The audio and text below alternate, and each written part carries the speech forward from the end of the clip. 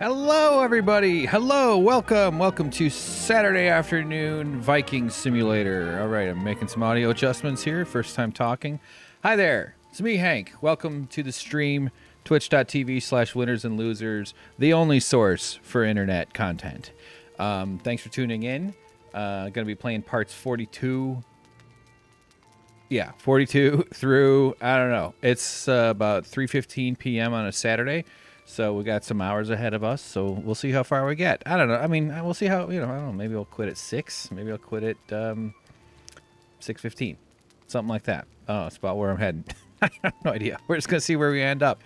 Welcome, one and all. I see we already got some viewers dialed in. A couple people in the chat. Hey there, Shelster Bell and Wendy. Great to see you both.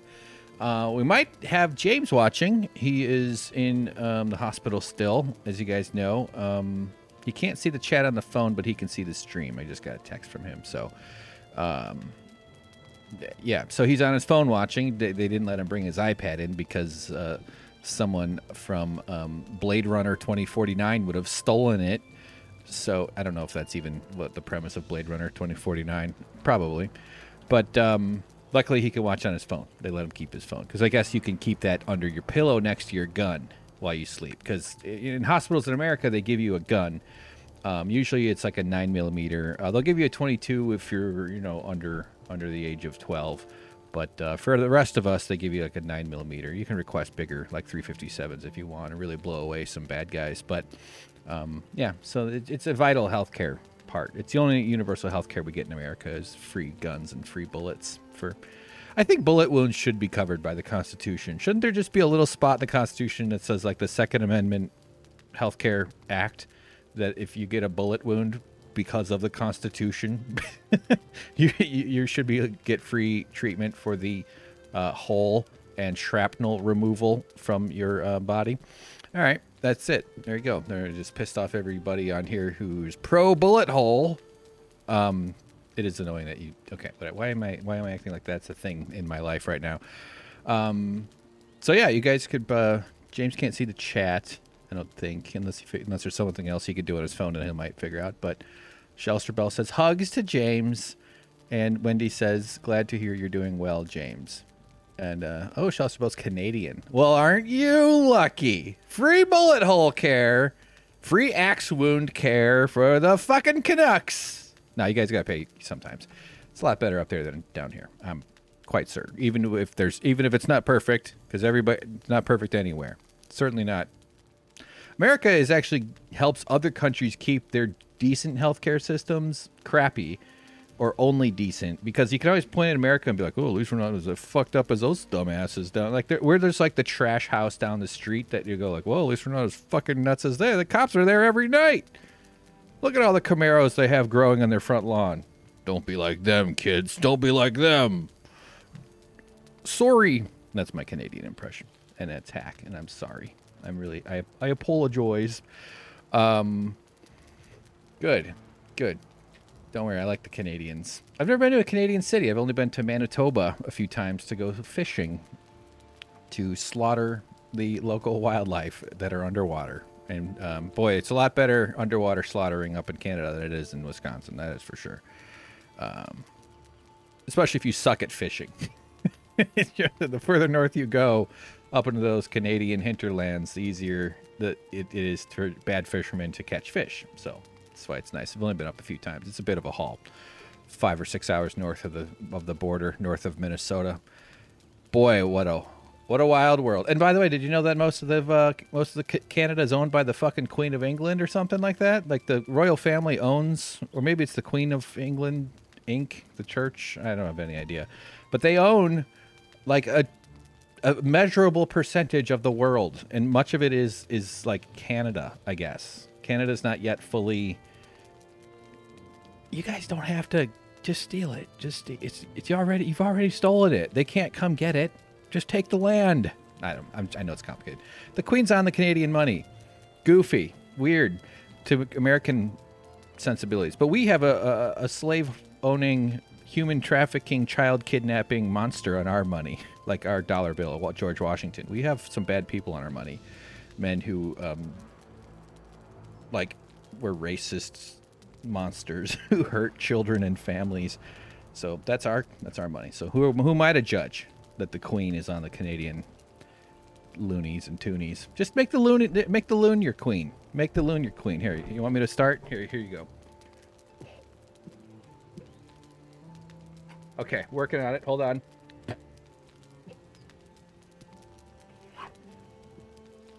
Come on, Jesus. Come on, Jesus of all times. All right. Well, I'm practicing my Oscar speech. Okay. So anyway, no new Texases from James. I don't know. It's funny to dislike other countries. I think we're all just trapped in our own shitty countries, and we're all human beings. I just wish America would be sucked into the Canada. We can join America. Can America just become like the seventh prefecture or whatever the fuck you guys have province? Can we become your like sixth or seventh one? I wouldn't see why not. No, I rubbed the outside of my nose. That was not an internal pick, okay? The nose hairs have not been trimmed much recently, all right? In fact, I don't even trim them. I reach up and I grab a hold and I squeeze hard and I yank them out. And then I sob for several hours about my childhood. So cool. Oh, Butternickles, hey, what's up? Those are the royal fish you're catching. Yep. The Crown, a.k.a. the Canadian government. It's all good. Oh man, a whole audience of the gal. They're noticing that are we all women? Yes, I'm so happy and grateful that you three have assembled. And if the fourth ever awakes from her slumber to become the head of the Voltron, then we are all in big trouble. So I'll be careful. Oh my God, 5 viewers, just major jump. No, I do have. I get along with feminine energy a little better than masculine energy. I would say. I can do masculine energy. Sometimes I do it without even trying. But man, is it exhausting. It is a pain in the ass, especially the kind that a lot of guys are like in this stupid ass world. Don't you just want to talk about like hugs and pie? That's as if that's what women are about. But I would rather talk about pie than sports, to be frank. Because pie you can eat. Sports, go fuck yourself. Yes. Okay, great. Wonderful. You can become the mecha viewer. Yes, exactly. No, but it is flattering. I find the attention of women, non-romantic or romantic, but, in general, meaning I'm doing something right. If a woman is like, that guy's okay, I'll be like, all right, well, that matters more if a guy said that. Not that I don't have respect for what men think either, but I was raised a man, and I am one, in a country that teaches you that men are dummies, and that, or conditions you, not really teaches. So, my real nature as a masculine man who has a feminine traits too, I think, nurturing. I don't know why that's considered feminine, but it is because our fucking society's garbage. What am I trying to say? The traditional dumbass guy thing, which you can kind of fit into that if you pretend. It's just exhausting. It's just so stupid. Just so much of it. And some guys fall naturally into that. And that's not necessarily even a bad thing per se. But when the culture polices how they're going to treat you depending on how well you conform to a certain narrowing kind of thing. That's where I start to notice and go, all these guys are tough, but they're terrified of their feelings. What the fuck is that? To quote a tweet, I don't remember who wrote it. I don't know if whatever, but just a small concept I thought made a lot of sense. So this is not a good video game playthrough right here, by the way. But somebody wrote that you can tell how repressed men are by how much they hug when they're drunk. When the inhibitions are brought down by a chemical intervention, they need to be touched and held and hold each other and have some physical contact. I think the sweet spot of humanity was like 50,000 years ago. Fully realized anatomically modern humans. Just out there fucking looking great. Hunting, gathering, friends everywhere. Lovers everywhere. Grandparents and children can hear everybody orgasming all the time. It's not like they sent the fucking old people and the kids out of the cave when they banged. Not that that's my goal. I want to have sex near old people like the ancestors. No, but I think it was just you just lived the way your instincts were honed, and that's it. You did good. Every once in a while, somebody would take a mastodon spearing, and you had to have an early funeral. But mostly, and you buried a lot of the infants. The infant mortality rate was higher than ours is now. But beyond that, you just did fine. You ate a placenta pancake in the morning, and you had a good day. And nobody had all this fucking stress that we have. They probably got to see cool animals that all went extinct. All right. Well, this is great. This is exactly how we like to do a show. Checking on the chat here. Shelter says it's exhausting to be human. Yes, I'm not suggesting that only masculinity is the only kind of exhausting profile that a lot of us are forced to kind of wedge ourselves into. I hope I didn't mean it like, oh, it's easy for others. No, it's exhausting. The reason it's exhausting to be alive these days is not because life is supposed to feel exhausting, but because the economic system we have benefits from keeping it exhausting. I don't even necessarily think someone sat down and said, let's make it exhausting. But there's no incentive to fix it because tired people don't complain as much. You're just busy you're busy trying to activate your maybe good coping skills, oftentimes not great coping skills. People have different ways of handling stress. So speaking of that, I've been stress eating this whole week. I have not been on my healthy diet. I've been doing a lot of okay, all right, James is going to get his medication. Nope, his pain is better. So anyway, watch The Quest for Fire. Okay, I'll give it a look. Butter Nickel says it must be exhausting to be. Yeah, it can be exhausting. It can be. Of course, it's extremely situational dependent on what kind. But yeah, the kind of school was very exhausting for me. A lot, just being around. I'm an introvert. Probably weird thing you wouldn't expect a guy putting his face on the fucking internet and doing all this comedian bullshit. But I am drained by people. I do not gain energy from people unless I am the only person on stage in front of 200 people and everybody has to shut the fuck up. I can kick them out of the room for not listening to me. That's the only kind of group I get comfortable in. Is in a stand-up show. So. But no, I don't do. It doesn't. Yeah, I'm so tired by people, and I'm also tired when I'm not without people too. That's also I have this craving to be around people, this aching, desperate loneliness that is definitional, and I feel I've had that for so long. But also once I'm around people, I'm like, oh, really? This fucking shit again? I gotta pretend to talk about some planter box. Oh, speaking of which, I spent part of the day making a new, this is the big one, if you guys recall from the, how's that showing up? Is it getting in the thing? Yeah, probably. Yeah, check out that. That was one of the pieces of that 2x4 that I turned into a bunch of candle holders. Still got to sand the bottom down. I'm not going to overstress how all these little bits in here. Just by the nature of how I do it, I'm going to end up denting things. But now it's in a very precarious state. It's extremely smooth at this point. I'm going to give it another coat, another wipe with 600 grit. And I could probably sand inside the holes, but it's a real pain in the ass, and that's where the candle's supposed to go anyway. See? Masculinity, bitch! So, yeah, also kind of looks like a face, doesn't it? Like, ooh, hello! Is it talking to you? Hi! There you go. I'm so fun. Oh, shit, my keyboard just fell out of its... Okay, there we go. Yeah, so this is a bigger one. I like this, though. The bigger ones are a little easier to make, and I'm going to work out a system for pricing and stuff, too, because, I want to make the most efficient use of my time possible. I mean, I want to make cool stuff, but, I don't know. Maybe this will be 25, 30, 700. 7 viewers. Welcome, everybody. Just going to check in on the chat. But Uncle says scared people scared of losing their health insurance are more likely to stay in crappy jobs. That's absolutely right. Yeah, your boss might not like paying all the health insurance because it's a big expense for businesses, but it does have the effect of making you less likely to quit or less likely to you're more likely to put up with their shit. It is leverage. Everything always comes down to power balance, power imbalance, leverage and not leverage, buyer power, lack of buyer power. And usually there's almost every relationship, if you want to be really Machiavellian, has a slight imbalance in power. That's why I can only date supermodels, because women who think that they are Superman. I was trying to turn it into a superhero joke that turned it.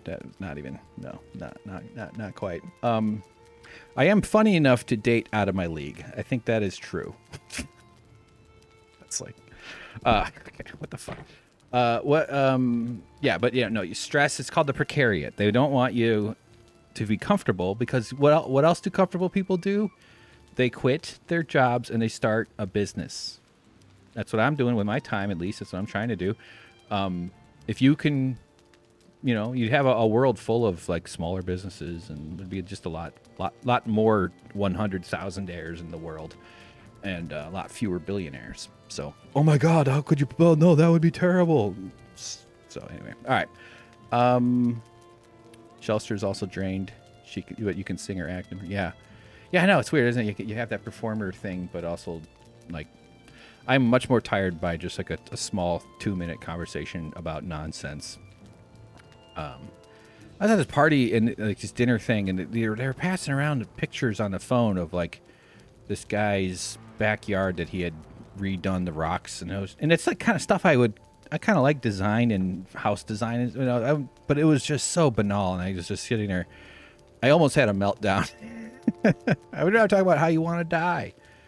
Or stuff like that. I like the heavier, the more intense, the more taboo and boundary violating the conversation, the better, the more I'd rather talk about. But I also have a lot of respect for people's boundaries in terms of I don't want to make someone uncomfortable either. So you just sort of quietly go, anybody want to talk about whale penises? Please. So anyway, so I can feel like myself. Sorry to Shelster Bell. Sorry. Butternickles is asking James, are you writing from home or from the hospital?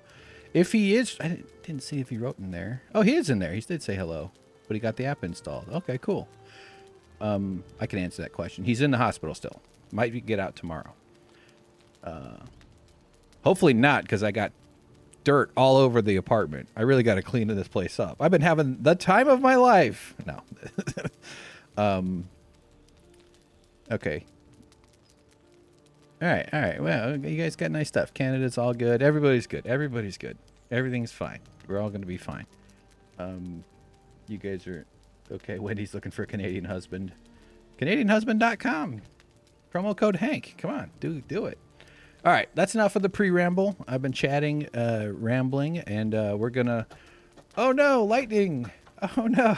We're gonna get into the game and start up the recording. So you guys are, it's already, you've already made my day just being here for this part.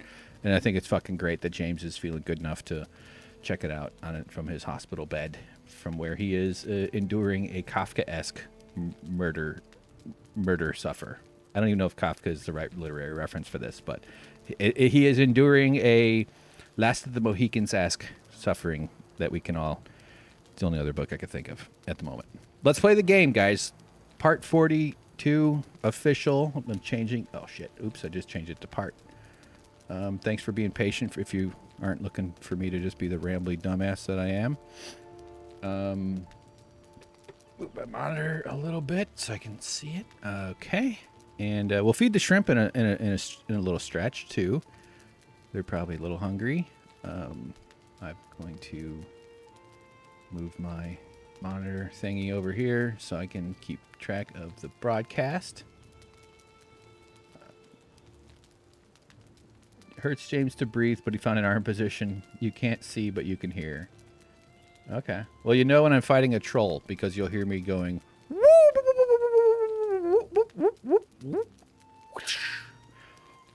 That's me jerking off the troll. They're trolls. Okay, that'll get me banned. That'll get me shadow banned. Like Don Jr. off Twitter. I don't know. Fucking losers. Okay. I just lost volume. Hold on. There it is. All right. That's it for the pre-ramble. Thanks for watching, guys. I mean, we're going to switch it over. We're going to play the game, but I'm going to turn into Suck Professor Gamer Guy now. And it's been a hoot. Thank you for dialing in. Here we go. We're playing some Suck Professor now. Okay.